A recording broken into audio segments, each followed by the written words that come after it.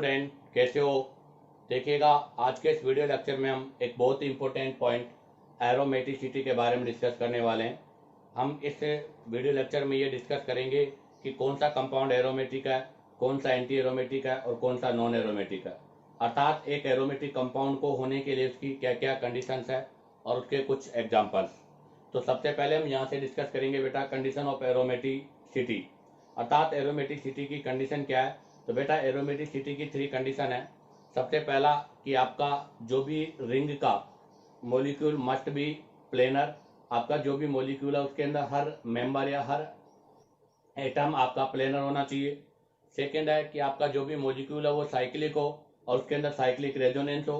और थर्ड है बेटा वहां पर हक्कल्स के रूल का फॉलो होना चाहिए, अर्थात 4n+2 pi electron containing species होनी चाहिए।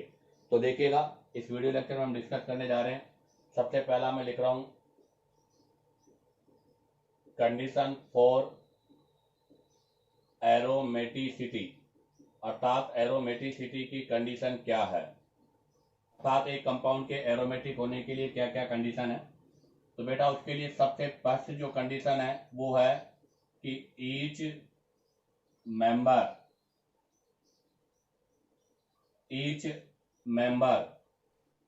ऑफ रिंग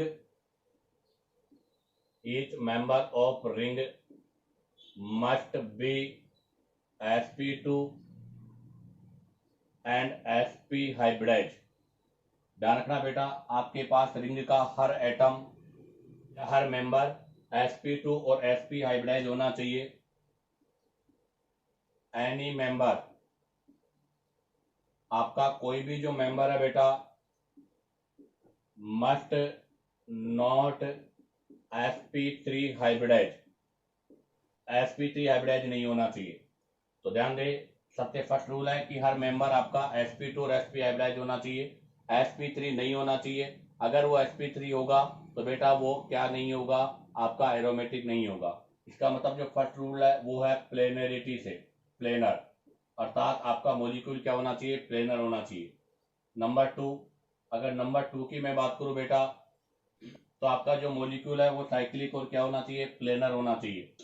तो सेकंड है must be cyclic and cyclic resonance, उसके अंदर साइक्लिक रेजोनेंस होना चाहिए।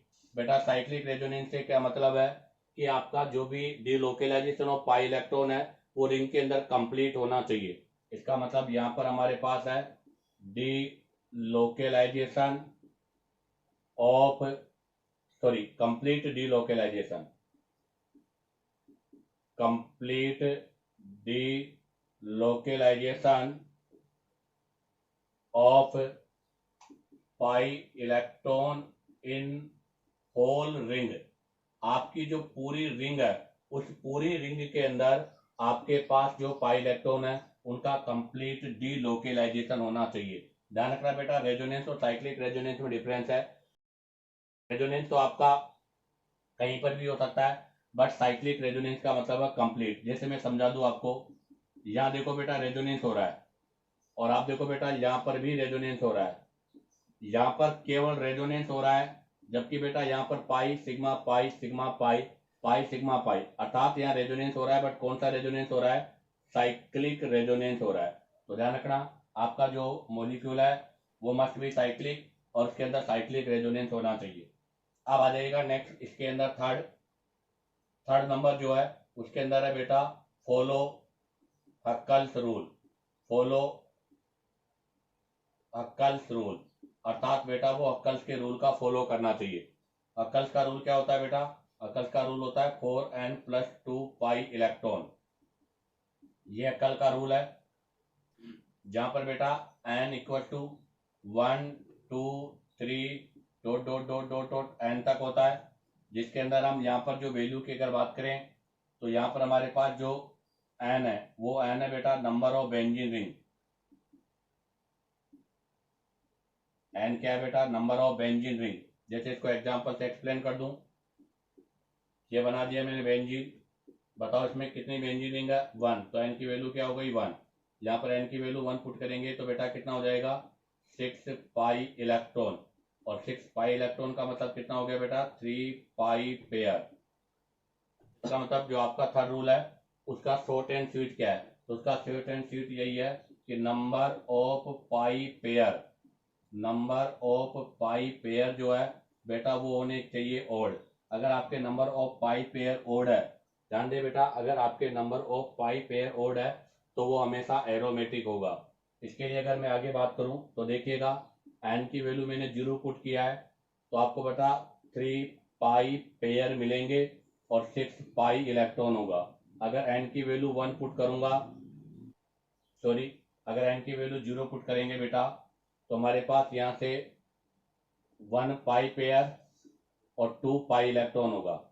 और बेटा अगर एन की वैल्यू 1 पुट करेंगे तो 3 पाई पेयर होंगे और 6 पाई इलेक्ट्रॉन होगा। एन की वैल्यू अगर 2 पुट करेंगे बेटा तो 4 2 जा 8 और 2 10 पाई इलेक्ट्रॉन होंगे और साथ में 5 पाई होंगे। और अगर एन की वैल्यू 3 पुट करेंगे तो 3 2 जा 12 और 2 7, तो बेटा यहाँ पर आपके पास 7 पाई पेयर होंगे और 14 पाई इलेक्ट्रॉन होंगे। तो ये होता है हमारे पास कंडीशन फॉर एरोमेटिसिटी। तो ध्यान रखना बेटा, कंडीशन फॉर एरोमेटिसिटी के 3 पोर्शन है। पहला कि हर मेंबर आपका क्या होना चाहिए, sp2 sp हाइब्रिडाइज अर्थात प्लेनर होना चाहिए। सेकेंड है कि आपका मॉलिक्यूल साइक्लिक, उसमें साइक्लिक रेजोनेंस होना चाहिए। और थर्ड है कि बेटा वो अक्कल्स के रूल का फॉलो करना चाहिए। तो देखिएगा बेटा, अब हम यहाँ से डिस्कस करेंगे नेक्स्ट कुछ नोट। तो यहाँ से इसके लिए हम कुछ नोट के बारे में डिस्कस कर रहे हैं। बेटा इसमें एन की वैल्यू आप 0 से स्टार्ट करोगे, अर्थात यहाँ 0 लिख दीजिएगा, 0 1 से, क्योंकि हमने 0 रखा है तभी 1 पाई पेयर आ रहा है और 1 पाई पेयर भी ओड है। तो देखिएगा बेटा, नोट के अंदर मैं बात करूँ तो फर्स्ट नोट हमारा क्या होगा, तो फर्स्ट नोट ये है कि हमने लिखा था कि मस्ट बी साइक्लिक, अर्थात अगर आपका कोई ओपन चेन है तो ओपन चेन कभी भी एरोमेटिक नहीं होगी। तो ध्यान रखना, an open chain can never be aromatic, अर्थात अगर एक आपकी ओपन चेन है तो बेटा वो ओपन चेन कभी भी एरोमेटिक नहीं होगी। तो ध्यान रखना, एरोमेटिक वही होंगे जो साइक्लिक होंगे। नंबर 2 नोट की अगर मैं बात करूं तो नंबर नोट 2 है बेटा, पाई पेयर की बात करूं, पाई पेयर इन ऑड, अर्थात आपकी जो पाई पेयर है वो ओड होने चाहिए। जबकि अगर नंबर की बात करें तो पाई पेयर इन ओड नंबर, वाहिल, जबकि अगर मैं बात करूं किसकी, नंबर ऑफ पाई इलेक्ट्रॉन, जबकि number of pi electron in even number. तो ध्यान रखना बेटा, आपके पाई इलेक्ट्रॉन है वो तो इवन नंबर में होने चाहिए और आपके जो पाई पेयर है बेटा वो किसके अंदर होने चाहिए, ओड में होने चाहिए। इसी के साथ आपका ये कंडीशन फॉर एरोमेटिसिटी का पोर्शन कंप्लीट होता है। आप चाहो तो यहाँ से इसका स्क्रीनशॉट ले लीजिएगा। अब हम यहाँ से स्पेशल कंडीशंस के बारे में डिस्कस करेंगे। अब हम यहाँ से कुछ स्पेशल कंडीशंस के बारे में डिस्कस करेंगे, अर्थात स्पेशल पॉइंट। तो अब हमारे पास यहाँ से है सम स्पेशल कंडीशन, कुछ स्पेशल कंडीशंस है उनके बारे में डिस्कस कर रहे हैं बेटा। सम स्पेशल कंडीशन से मतलब क्या है वो देखिएगा। सबसे फर्स्ट मतलब यह है कि अगर कहीं भी कार्ब कैटाइन है, अगर कहीं भी आपके पास रिंग में कार्ब कैटाइन है तो बेटा कार्ब कैटाइन में बी sp2 हाइब्रिडाइज, अर्थात वो आपका sp2 हाइब्रिडाइज होगा। उसमें आपको कुछ भी चेक करने की जरूरत नहीं है। क्यों होगा sp2 हाइब्रिडाइज, क्योंकि बेटा जो कार्ब कैटाइन होता है उसके आउटर मोस्ट शेल में 6 इलेक्ट्रॉन होते हैं और 6 इलेक्ट्रॉन के साथ साथ वो बेटा आपका इलेक्ट्रॉन डेफिशिएंट होता है। इसलिए वहां पर हम कहेंगे क्या कि वो आपका इलेक्ट्रॉन डेफिशिएंट है, इसलिए वो आपका sp2 होगा। नंबर 2 पॉइंट की अगर मैं बात करूं बेटा तो कार्ब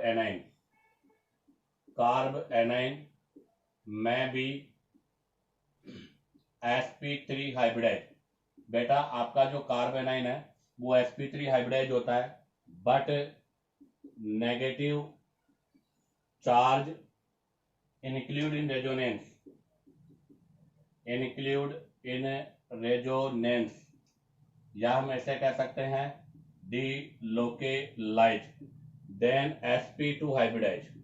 तो ध्यान रखना, ये इंपॉर्टेंट बात है क्या कि अगर मान लीजिएगा बेटा कार्ब एनाइन है, उसका नेगेटिव चार्ज रेजोनेंस में है या डिलोकेलाइज हो रहा है, तो ऐसी कंडीशन पर बेटा वो आपका sp2 हाइब्रिडाइज होगा, अर्थात sp3 नहीं होगा। पहले sp3 क्यों बोल रहा हूँ, क्योंकि कार्ब एनाइन का मतलब हो गया बेटा इसके आउटर मोस्ट शेल में 8 इलेक्ट्रॉन है, अर्थात इसका ऑक्टेट कंप्लीट है।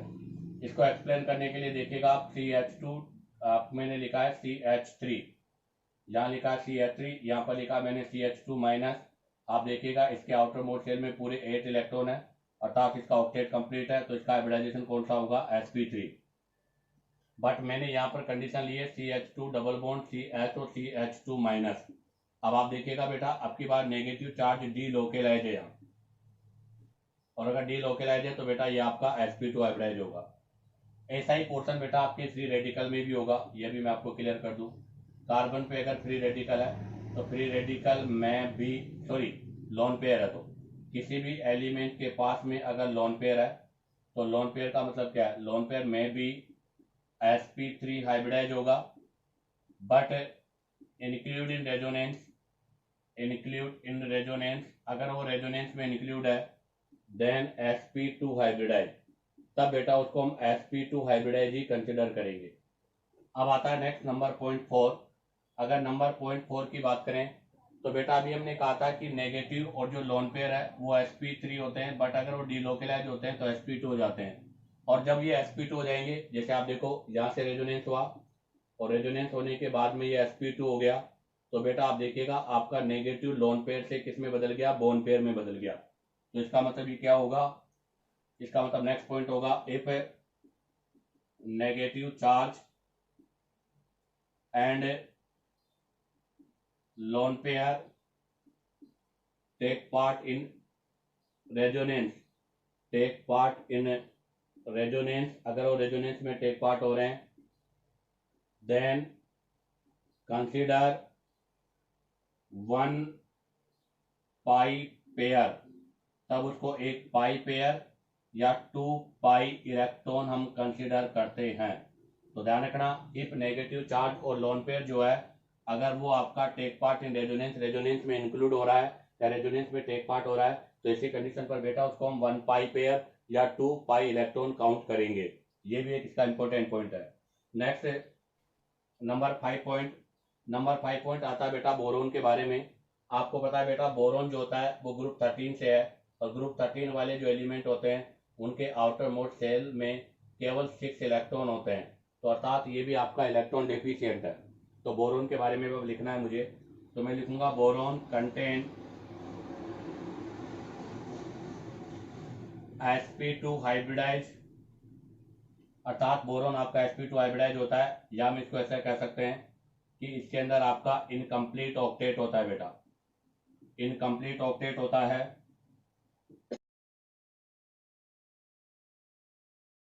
And behave like electron deficient, और ये आपका जो होता है वो इलेक्ट्रॉन डेफिशिएंट स्पीशीज की तरह भी बिहेव करता है। स्पीशीज, या हम ऐसे भी कह सकते हैं कि ये एक प्रकार से आपका पॉजिटिव चार्ज स्पीशीज है। कौन सा स्पीशीज है बेटा, ये आपका पॉजिटिव चार्ज स्पीशीज है। तो बोरोन वाले में ध्यान रखना, हमेशा बोरोन जहां पर भी होगा उसको हम हमेशा sp2 हाइब्रिडाइज रखेंगे। क्यों, क्योंकि वो इलेक्ट्रॉन डेफिशिएंट है, और जो इलेक्ट्रॉन डेफिशिएंट होते हैं वो एक प्रकार से पॉजिटिव चार्ज की तरह होते हैं, जैसा कि मैंने ऊपर लिखा था। इसमें भी मैं एक एग्जाम्पल के वाई एक्सप्लेन कर देता हूँ। जैसे H, ये बोरोन है, ये रिंग है, और यहाँ मैंने पाई बॉन्ड लगा दिया। अब आप देखो बेटा ये बोरोन है तो इसको हम sp2 मानेंगे, ये भी आपका sp2 है और ये भी आपका sp2 है। तो बेटा इसमें सभी एटम आपके sp2 हैं, साइक्लिक है, साइक्लिक रेजोनेंस है, और यहाँ पर 1 पाई पेयर भी है, इसलिए ऐसे कंपाउंड को हम क्या बोलते हैं, एरोमेटिक। और यही एग्जांपल में अगेन ले लूं तो अब की बार मैंने 5 मेंबर रिंग के साथ ले लिया, तो देखो आप ये 5 मेंबर रिंग के साथ लिया है, और ये तो आप देखिएगा बेटा यहाँ बोरोन है, इस बोरोन के पास में ये वैकेंट p ऑर्बिटल है, वैकेंट p ऑर्बिटल है, और अगर ये वैकेंट p ऑर्बिटल है तो इसको भी हम sp2 ही मानेंगे। तो ये भी sp2, ये भी आपका क्या है बेटा sp2, ये भी आपका sp2 है, ये भी sp2 है, ये भी sp2 है, तो इसमें सभी आपके sp2 हैं। और अगर सारे sp2 हैं तो उसके बाद में आप देखो बेटा 2 पाई पेयर है, बस ये ध्यान रखना 2 पाई पेयर है, और 2 पाई पेयर है तो इसका मतलब अक्ल के रूल का फॉलो नहीं हो रहा, और जिनमें अक्ल के रूल का फॉलो नहीं होता वो आपके एंटी एरोमेटिक होते हैं, तो ये आपका एंटी एरोमेटिक है। इसी के साथ आपका ये स्पेशल केस भी कंप्लीट होता है। अब आप चाहो तो यहाँ से इसका स्क्रीनशॉट ले लीजिएगा, अगर आपको वीडियो पसंद आया तो वीडियो को लाइक, सब्सक्राइब और शेयर करो ताकि आप लोगों के पास न्यू नोटिफिकेशन आता रहे।